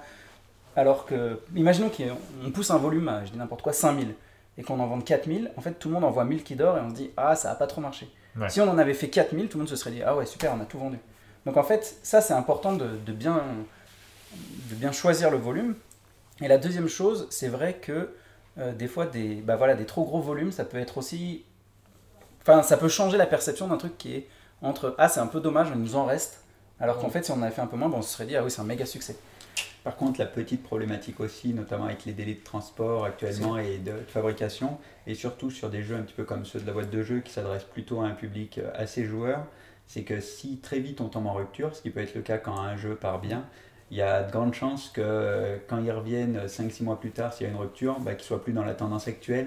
Donc c'est vrai que le premier volume est important à calibrer, et là avec des fabrications qui peuvent mettre 6 mois entre le temps où où vous appuyez sur le bouton et les jeux arrivent, il faut être particulièrement proche de la réalité sur cette première prod. C'est vrai qu'on est... maintenant, il y a vraiment un lien qui est fait très régulièrement entre distributeur et éditeur, et ça les joueurs ne le voient pas forcément, mais nous, en fait, l'éditeur, il va toujours décider de son volume. Si moi je décide que je produis 50 000 jeux, je fais comme je veux. Après, peut-être vous les stockerez pas un jour, mais en tout cas, je fais ce que je veux. Mais il faut que j'entende que mon distributeur, il va m'en acheter tant, il pense que le potentiel c'est tant, et tout le monde peut se tromper. Et je peux me dire, non, moi je crois vraiment, etc. Mais il y a ce truc, effectivement, qu'ensuite, quand il arrive le jeu, il faut tout de suite savoir si on reproduit ou pas, et sur des tendances assez courtes, 1 semaine, 2 semaines, 3 semaines. Parce qu'en fait, les délais de fabrication sont tellement longs, et encore plus maintenant, là, cette année, ils ont explosé. On est passé en fabrication usine de à peu près 10-11 semaines il y a 3 ans, à quasiment 16 semaines là. Moi, j'ai le souvenir que même c'était, je me demande si c'était pas 6 semaines au début, et puis c'est passé à 10 semaines, et maintenant on est à 14 semaines. Ah oui. Ouais. Et puis pour le peu qu'il y ait le moindre retard aussi. Plus et le puis transport qui prend du retard, le transport qui prend et du retard, et le tarif qui est multiplié par 5. Ouais. Bref, là c'est vrai que, comme tu disais tout à l'heure, ça c'est... comme il y a ces 6 mois de délai, c'est une de vos grandes forces de prendre les décisions et de voir avec votre expérience comment vont évoluer les ventes du jeu sur les 6 mois à venir, comment anticiper les stocks, et j'ai l'impression que vous plantez rarement, quoi. Il y a peu de rupture de stock. Alors il y a peut-être certains jeux où il reste peut-être plus de stock un peu plus dur, enfin qui s'écoulent moins vite que prévu, mais j'ai l'impression que quand même c'est une de vos grandes forces, ça. Et c'est vrai que c'est aussi, avec les années qui passent aussi, d'avoir des matrices, un peu de se dire, ok, ce type de jeu-là, il marche bien, et ça, c'est des retours qu'on a des distributeurs. Après, il n'y a pas une vérité. Enfin, en fait, le problème pour ce type de rupture, c'est le gros succès. Enfin, c'est pas un problème, mais c'est ce qui crée des gros ruptures. C'est-à-dire un jeu où on s'est dit, ok, on en fait un volume relativement safe, on va dire. Pour la France, c'est à peu près, à partir de 5000, on est plutôt sur des volumes assez intéressants sur les jeux, et qu'en fait, le truc part en 2 semaines, 3 semaines. Et là, c'est très dur, enfin, c'est super à la fois, et c'est très dur parce qu'on sait que pendant les 5 prochains mois, il n'y a pas de jeu. Et tu as été eu à subir cette épreuve assez régulièrement de vendre 3 jeux, d'avoir un très c'est gros arrivé, je me demande si It's a Wonderful World n'était pas arrivé à la sortie. Ouais. Là, actuellement, il y a Léo Fourneau, en fait, qui a fait un très gros succès et qui s'est très très bien vendu. Mais qui était quand même difficile à prévoir, l'énorme succès de Léo Fourneau. On avait fait quand même beaucoup déjà. On avait un peu assuré une production un peu safe, qui nous semblait safe en tout cas. Après, c'est une prise de risque qu'on prend, qu'on en essaye d'être le plus fin possible, mais oui, on n'est jamais à l'abri ou parfois d'un flop, ou parfois d'un succès énorme, et en l'occurrence au Fourneau... les localisations, c'est encore plus dur, nous en tant qu'éditeur, parce qu'on c'est pas nous qui fabriquons, on est dépendant d'un partenaire qui des fois attend de regrouper les prints, donc il va nous remettre en plus des 6 mois, encore 2 ou 3 mois, le temps de regrouper différentes commandes. Mais ça, c'est pas facile. Et l'effet d'autant plus pervers, alors qu'on ne souhaite pas au Fourneau tout ça, c'est que quand on a un super démarrage comme ça, c'est ce que j'allais dire, on se dit chic, alors zut, on est en rupture de stock, il faut en refaire plein, mais avec la latence, avec le délai, on espère que les gens, l'intérêt va pas retomber, parce que là, du coup, on a fait un gros réassort, et si l'envie du moment est passée, alors là, c'est assez dur à encaisser. Ouais. L'exemple qu'on avait eu ensemble sur le jeu 1. Oui, 1, c'était un succès. On fait premier print qui part très bien, on fait un deuxième print qui part très bien, on lance un troisième print, il met 4 mois à arriver ou quelque chose comme ça, et là, ce print, il n'a pas bougé pendant très longtemps, quoi. On a un petit peu deux catégories de jeux, des jeux qui sont un peu intemporels, et où on se dit, bon, ça au pire c'est pas grave, dans le temps ça s'écoulera, mais sur des jeux qui s'adressent plutôt à un public joueur, il y a souvent un effet un petit peu buzz, le fait que tous les joueurs justement en parlent beaucoup en un certain temps, et là les ventes peuvent être très fortes, mais ça peut aussi très vite retomber, donc c'est vraiment des jeux sur lesquels il faut être vigilant, et sur la prod initiale, et encore plus sur le premier réassort. Donc là, sur Léo Fourneau, vous continuez à le suivre, bah forcément, il s'est très bien vendu, donc on ne va pas arrêter maintenant. Il ne faut pas que l'intérêt retombe. C'est ça. Et sur les ventes, alors sur la GSS, puisque toi tu t'occupes plus particulièrement de ça, tu as aussi un regard, tu arrives à anticiper vraiment les attentes, parce que est-ce que la démarche n'est pas la même? Alors il y a une sélection de jeux qui rentrent en GSS, en général il y a un premier tri qui est fait avec l'acheteur. Sur 100 jeux, sur 100 nouveautés BlackRock, il y en a une vingtaine qui vont rentrer en GSS. Donc il y a déjà un premier tri. Et ensuite, on y va un petit peu au compte-gouttes. On rentre avec quelques centaines. Puis au fur et à mesure, on étudie la rotation. Et puis on en rentre un peu plus. Mais c'est vrai que c'est difficile d'évaluer un succès ou pas. Il faut que le jeu soit déjà installé pour arriver dans une GSS ou pas forcément? Alors, idéalement, on commence toujours par une exclusivité boutique pour prendre un peu la température. Ça permet aux boutiques d'avoir, l'exclusivité, l'avantage d'avoir le jeu en avance, de pouvoir assurer leur approche de conseil et d'avoir un retour sur conseil, entre guillemets. Et puis ensuite, si le jeu perce, en effet, on peut rentrer en grande surface spécialisée. Il y a quelques jeux qu'on rentre directement en grande surface spécialisée quand c'est pas des jeux gamers ou c'est des jeux qui sont fortement promus sur Internet, notamment. Et voilà, mais c'est vrai qu'il n'y a pas de vérité. Bon, au fur et à mesure, on y va à tâtons, mais... Ça se base quand même souvent sur un succès boutique. Un jeu qui peut percer en GSS a besoin d'une grosse base de joueurs qui ont déjà le jeu et d'une certaine reconnaissance du jeu, parce qu'il y a quand même si elle aussi donne quand même des conseils, il y a quand même besoin de personnes qui viennent directement chercher le jeu. Et donc si le jeu n'a pas suffisamment fait de vente avant, il a quand même de grands risques d'être en magasin, mais que personne ne le connaisse vraiment et qu'au final, il ne se vende pas. Vous avez une boutique en ligne maintenant, où vous vendez également des jeux. Alors, ça a une vraie incidence, ça? C'est quelque chose d'important pour vous? Alors, sur cette boutique, on ne vend que des jeux qui sont On issus trouve de pas en KS boutique. et jamais les versions boutique. D'accord, donc les Donc- jeux qui sont disponibles en boutique sont uniquement dans les boutiques spécialisées Exactement. pour l'essentiel, ou en GSS, ou dans tous ceux qui veulent bien les vendre. Par contre, là, c'est vos contenus de KS qui Oui. sont disponibles chez vous. Et en fait, c'est les surstocks. C'est-à-dire, quand on fait un KS, il faut imaginer imaginons qu'on doit livrer 1000 boîtes en France, je dis Ouais. n'importe quoi, ou 2000 boîtes en Europe. On va avoir un dispatcher, donc nous on travaille avec Meeple Logistique, qui va stocker les jeux, qui va les envoyer. Mais pour le SAV, pour les CAS, pour tous les risques, donc on va faire un pourcentage de jeux en plus. Mhm. Et du coup, ce pourcentage-là, à un moment, on est quand même sur des volumes qui sont plus ou moins importants. Et en fait, il est perdu une fois qu'on a distribué tous les jeux et que on a eu tous les retours SAV, on a remplacé les pièces. Il reste souvent 100, 200, 250 boîtes. Ça dépend. Et donc, ces boîtes-là, on va les mettre en vente sur notre boutique en ligne, sur laquelle on fait peu de travail de com. On la met pas vraiment en avant. Elle n'est pas hyper ergonomique, faut reconnaître. Ça nous sert à écouler ces stocks qu'on va appeler morts, en fait, c'est-à-dire qu'ils sont chez le dispatcher et on va les envoyer. On fait pas de print spécialement pour ça, on met rien, on n'a pas une gestion de cette boutique comme une vraie boutique, c'est plus un déstockage de nos produits. On le vend toujours plus cher que le KS, enfin on essaye de respecter un peu tous les acheteurs, on le vend jamais au prix boutique, on fait très rarement des promos et quand on fait des promos c'est sur des produits anciens et jamais sur des jeux qui sont vendus en boutique, encore une fois. Et quand on a des partenaires dans les pays, pour peu qu'il y ait une version qui soit identique, on va fermer la possibilité pour ce pays de commander ce jeu-là. Donc typiquement, en France, il n'y a aucune version boutique qui est récupérable.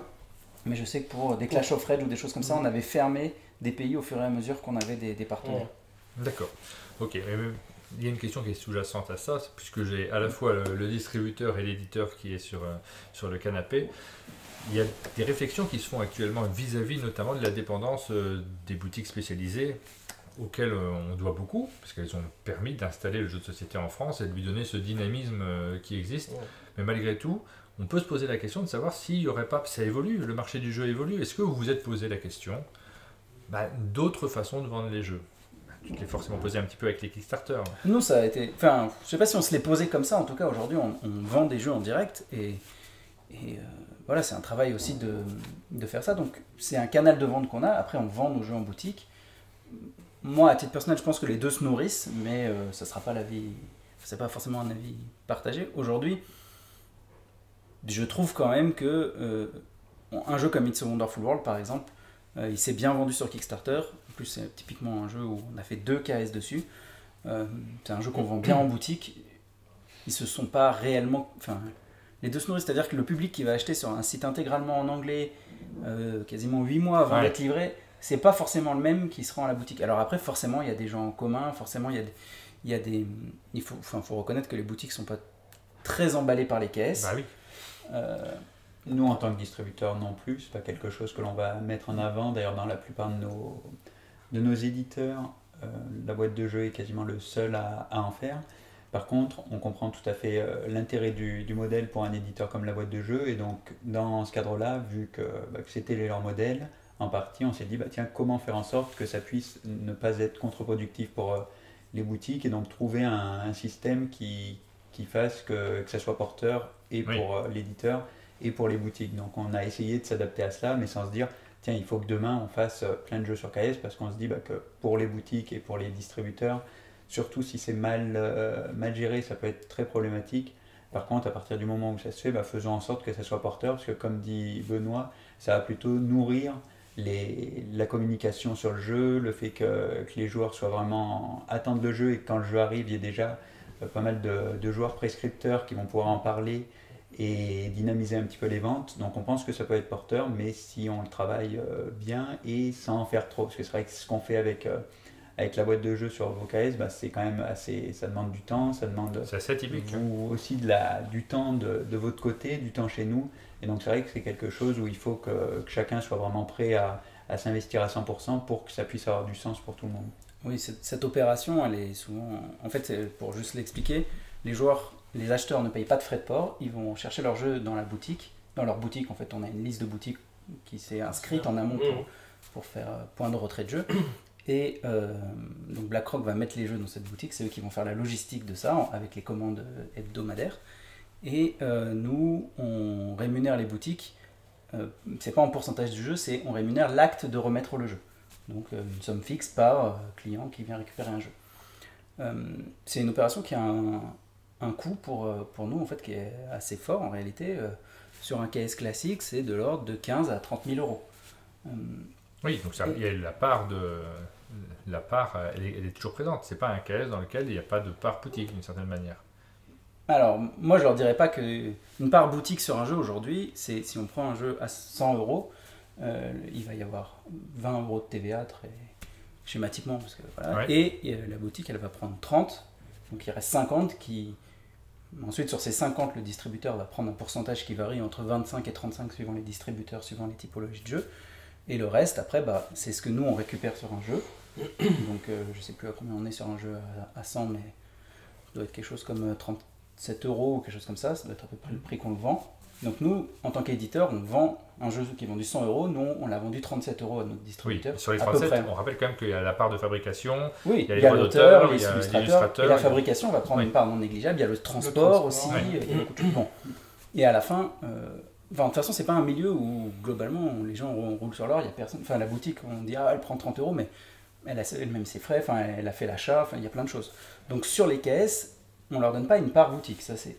Et donc, pour ça que j'insiste, on rémunère l'acte de donner le jeu. Mais il n'y a pas eu non plus de leur côté, ils n'ont pas eu à acheter le jeu et après à le vendre, parce qu'une boutique qui achète 10 jeux, enfin 10 occurrences d'un jeu, si elle en vend 7, en fait en réalité elle n'a pas gagné ses 30, enfin son argent sur 10 jeux, elle a gagné sur 7, il lui en reste 3 qu'elle a acheté et qui peut-être elle va devoir solder, enfin j'en sais rien, je fais pas le métier de vendeur en boutique, mais c'est une réalité. Donc là, nous on rémunère juste le fait qu'ils mettent le jeu et on paye pour chacun des clients. Voilà, donc c'est une formule un petit peu hybride pour prendre en compte également les boutiques qui sont très importantes. Vous n'êtes jamais posé la question de savoir si vous vous intéressez d'une manière ou d'une autre au financement participatif. Ce n'est pas une réflexion pour un distributeur. Pour nous, non, dans le sens où la première démarche à l'origine, là, il y a 15 ans, c'était justement d'aller voir les boutiques hyper spécialisées et de leur présenter, en l'occurrence, notre premier jeu, Bien sûr. donc qui était Garçon, un petit jeu de cartes. Et donc on allait voir ce jeu, enfin on allait présenter le jeu et les boutiques prenaient ou pas. Et après, ça a toujours été un petit peu au cœur de la démarche, pouvoir aller présenter les jeux aux boutiques, que la boutique puisse se faire de la même façon qu'un éditeur va nous présenter le jeu et que nous, on va se dire, ok, on est prêt à le vendre et à en prendre des bonnes quantités. De la même façon, nous, on le présente à la boutique qui va pouvoir se faire son avis et se dire, ok, j'y crois, je vais le mettre en avant et en toute connaissance de cause. Ou au contraire, pour telle ou telle raison, je le trouve pas forcément pertinent, ou j'ai déjà tel autre jeu sur telle catégorie de jeu, donc je vais pas forcément en prendre beaucoup. Donc on trouve que le fait de leur présenter est important. Et surtout que c'est le fait qu'après elles puissent faire le travail de conseil auprès des joueurs qui va développer les ventes du jeu. Et elles ont toujours été au cœur du marché du jeu. C'est-à-dire que les boutiques qui étaient là il y a 30 ans, il y en a une bonne partie qui sont toujours là toujours là, bien sûr, aujourd'hui, ouais. qui soit ce sont les mêmes personnes, soit des personnes qui étaient au départ des vendeurs qui ont repris ensuite la boutique, et les succès des jeux viennent vraiment de ces boutiques-là. Et on sent d'ailleurs, elles ont une belle croissance ces dernières années, un petit peu comme tout le secteur du jeu qui s'est démocratisé. Et là où on se dit, tiens, on a peut-être atteint un nombre maximum de boutiques spécialisées, finalement on se rend compte que chaque année ce nombre croît encore, qu'il y a de plus en plus de boutiques spécialisées, qu'elles font des chiffres d'affaires de plus en plus importants, parce que le marché se démocratise et que cette base-là est de plus en plus forte et porte après tout le reste. Donc pour nous, le marché du jeu qui se porte bien aujourd'hui est en grande partie lié justement au bon dynamisme des boutiques, qu'on a vu notamment pendant la crise sanitaire, où au début il y a eu une période où on ne savait pas trop ce qui allait se passer. Et s'il allait y avoir de la casse. C'est ça. Et finalement, très vite, elles se sont donné les bonnes astuces, en ont profité pour mettre de nouvelles choses en avant, et elles sont ressorties encore plus fortes finalement de tout cela, et c'est vraiment leur dynamisme qui est à la base de beaucoup de choses dans la bonne santé du marché du jeu. Et donc c'est important, même si du fait de grossir un petit peu, d'avoir des éditeurs avec des typologies de jeux différentes, et où il faut réussir à chaque fois à vendre le maximum de chaque jeu, donc on essaye d'élargir le réseau, mais en se disant, attention, soyons vigilants à garder ce bon fonctionnement de chaque entité. Bien sûr. Et juste avec BlackRock, c'est vrai qu'il y a aussi cette force d'avoir des commerciaux physiques sur le terrain. C'est pas le cas de tous les distributeurs, et Et ils ont un lien avec les boutiques, on le voit dans des salons professionnels ou dans des boutiques où le commercial il connaît bien ses boutiques, il connaît bien voilà, leur spécificité. Et je pense que c'est une force, enfin vous savez mieux que moi, mais moi en tout cas, en tant qu'éditeur, j'ai l'impression que c'est une force parce qu'il va pouvoir aussi amener, savoir comment conseiller le jeu pour nous, éditeurs, de le présenter de la bonne façon à chaque boutique. BlackRock a été racheté par Hachette, alors c'était il y a 1 an et demi, 2 ans maintenant? Eh bien, un tout petit peu plus de 2 ans, c'était novembre 2019. Donc, tu n'es plus le propriétaire de BlackRock, tu travailles toujours sur BlackRock, donc nous, de l'extérieur, on ne voit pas trop la différence, on a toujours le plaisir de te voir sur les festivals et dans les différentes manifestations, mais Hachette s'est intéressé au monde du jeu et a racheté plusieurs acteurs. Ça se passe bien? Très bien.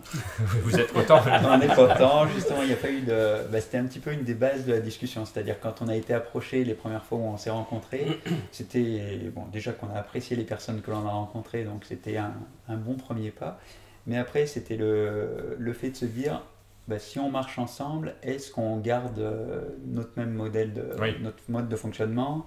Est-ce que les équipes, que ce soit la logistique, ou voilà, est-ce qu'il n'y a pas de changement à ce niveau-là? Est-ce que dans notre relation aux éditeurs, est-ce qu'il n'y aura pas d'ingérence ou de choses comme ça? Donc on voulait vraiment que si on travaillait ensemble, qu'on ait un maximum de garantie sur le fait qu'on continue à le faire de la même façon qu'on le faisait jusqu'à maintenant. Et c'est 2 ans après, ce dont on est très content. Donc on avait aussi un petit peu de recul avec Gigamic qui avait déjà quasiment 1 an de relation. Ils avaient été rachetés 1 an avant? Eh bien en janvier 2019. D'accord. Mais nous, quand on a commencé à discuter, il y avait déjà un petit peu de relations entre eux. Enfin, ils appartenaient déjà à Hachette. Donc on avait déjà des échanges qui nous permettaient de savoir un petit peu comment ça fonctionnait entre eux. Donc on était un peu rassurés par cela.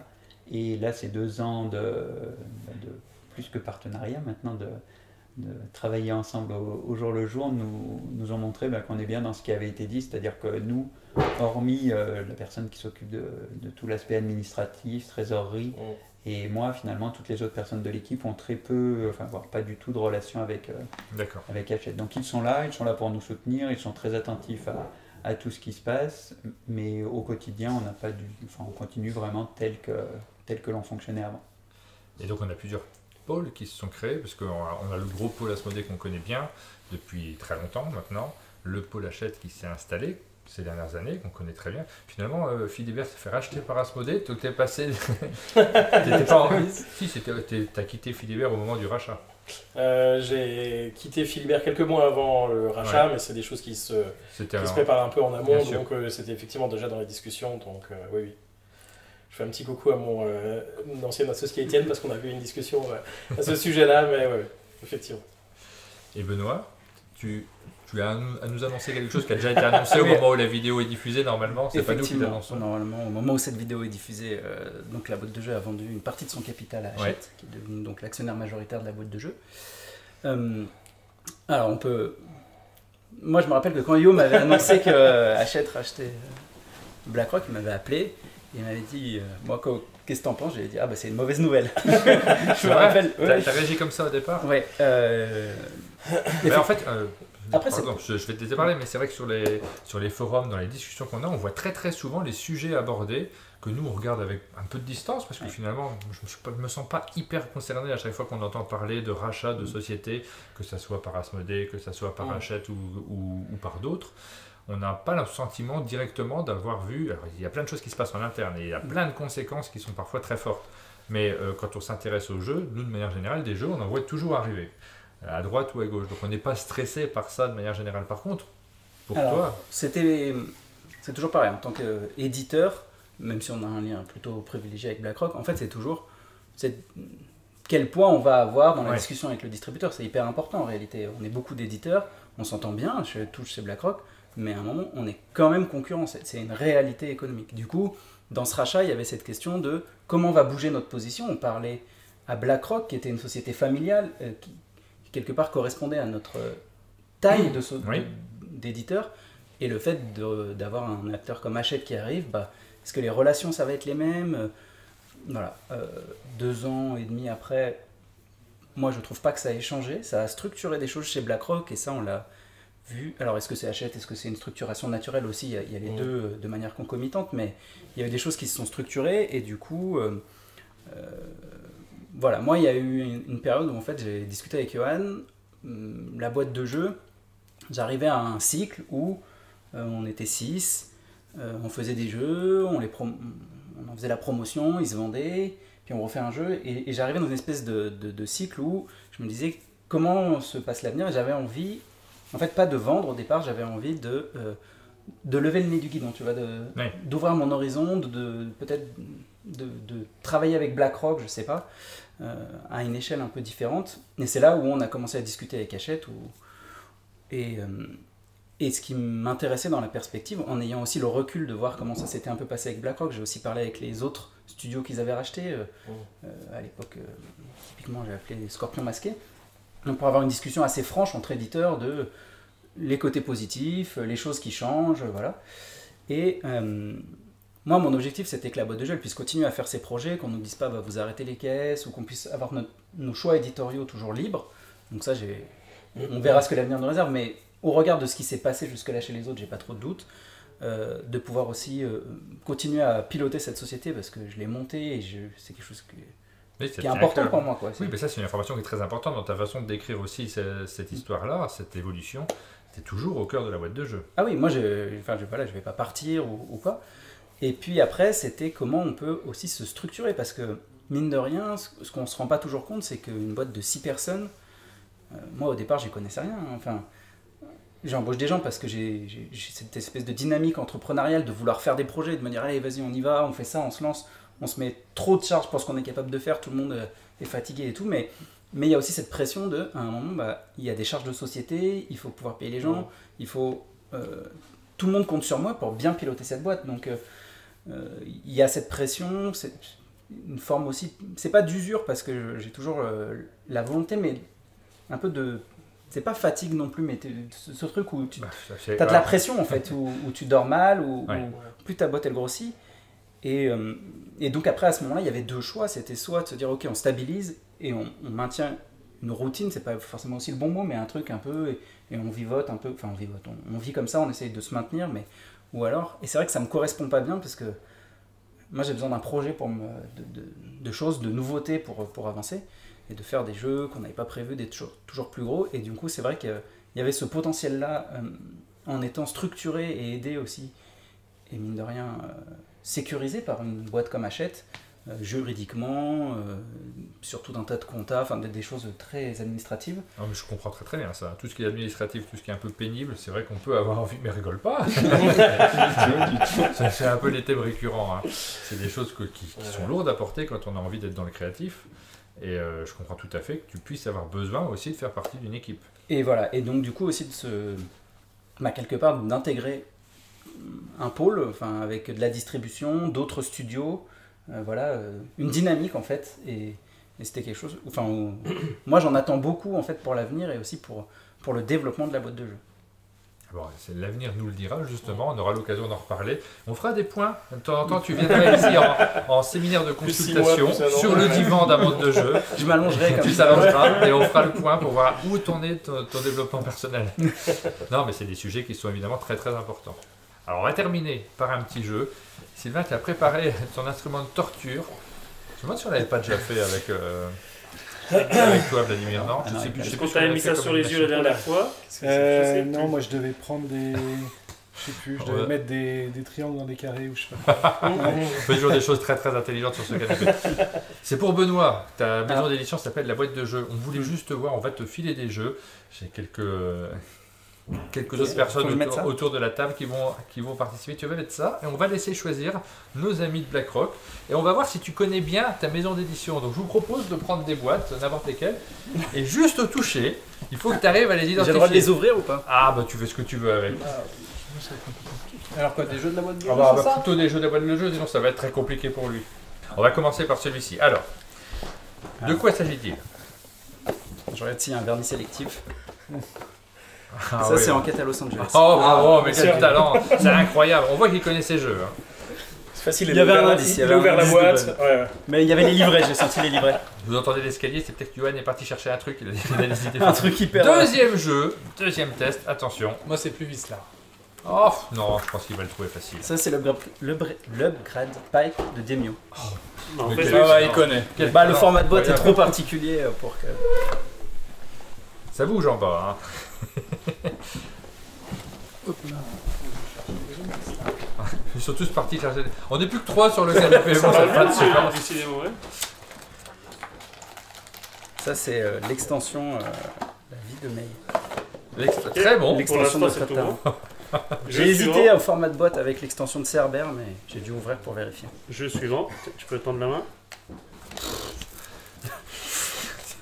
Ça, c'est pour enlever les poils de chasse. Mais bravo, c'est incroyable, mais quel talent! C'est un jeu qu'on avait bien à la boîte de jeu quand il y avait les animaux, quand on était chez moi. Ah, ça revient avec des jeux. Ça revient avec des jeux. Allez, Alors. la suite. Voyons voir. Chevenois. Ça, c'est un prototype contre-collé. Alors, c'est un prototype contre-collé. Très bien. De quel prototype Ça, c'est les s'agit-il? tribus du vent. Oh là là. Pour l'instant, c'est un sans faute. C'est un sans faute. Tu peux enlever ton masque. Effectivement, tu as bien choisi le nom de la boîte de jeu. On a pas mal bougé là sur le canapé. C'est le moment de nous dire au revoir. C'est le moment de nous donner rendez-vous pour de futures vidéos, puisqu'on va en réaliser quelques-unes. Là, déjà, on va se restaurer, on va descendre. Oui. Je pense qu'Aline nous a préparé quelques petits plats. On va pouvoir manger ensemble. Et puis après, on va tourner d'autres vidéos sur les jeux qui arrivent. Ouais. Donc Tout à peut-être fait. il y en a certaines qui seront diffusées avant ce canapé, d'autres qui peut-être arriveront juste après. On verra en fonction des dates de parution que je connais même pas moi-même. J'aurai le plaisir de les découvrir. Ouais. Et puis je vous remercie à tous de vous être ben, déplacés. merci C'est un beaucoup. plaisir de Merci. vous avoir tous au chalet, de découvrir ces différentes approches. Sylvain, je te laisse conclure cette vidéo. Ouais. Et comme d'habitude, si cette vidéo vous a plu, n'hésitez pas à mettre un j'aime, des commentaires, abonnez-vous à la chaîne Monde de Jeu pour ne rien louper de notre actualité. Et on vous dit à bientôt. À bientôt.